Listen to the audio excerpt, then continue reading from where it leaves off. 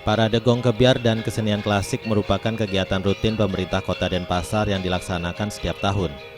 Parade Gong Kebiar dan kesenian klasik 2015 merupakan rangkaian peringatan Hari Puputan Badung. Parade Gong Kebiar ini telah dimulai pada 20 September lalu.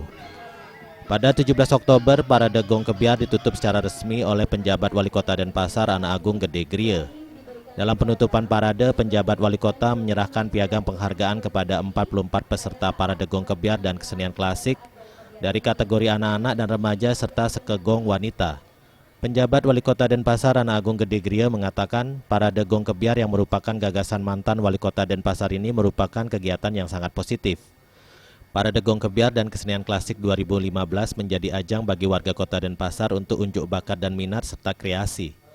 Parade Gong Kebiar ini menjadi salah satu upaya melestarikan seni budaya Bali. Kegiatan terhadap kegiatan Gong Kebiar dalam rangka Hari Maha Mendana Persaudaraan ini sangat positif sekali. Dalam rangka kita meningkatkan aktivitas kreativitas anak-anak muda. Kita tidak akan membatasi, tidak akan membatasi bagi generasi muda, apalagi anak-anak untuk berkiprah, untuk menciptakan kreasinya, kreatifnya di dalam seni, di bidang seni budaya, sehingga lambat laun seni budaya itu yang hidup di masyarakat akan bisa bertumbuh dengan baik. Dalam kesempatan itu, Kepala Dinas Kebudayaan Kota Denpasar Made Mudre juga menyampaikan Parade Gong Kebiar memang rutin dilakukan setiap tahun.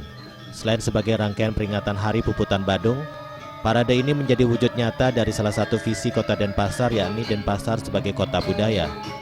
Ajang ini memberikan ruang dan memberikan kesempatan kepada anak-anak dan remaja serta kaum wanita untuk menunjukkan kreativitas berkesenian.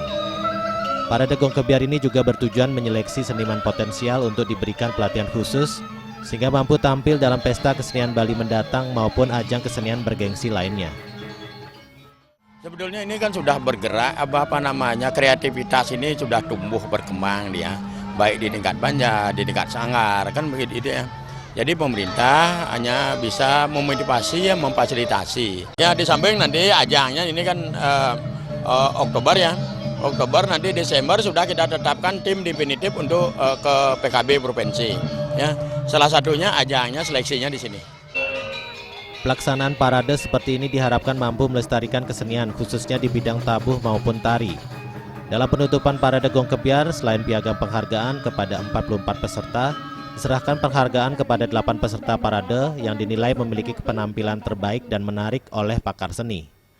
Meriantika dan Yudi Partane, Bali TV.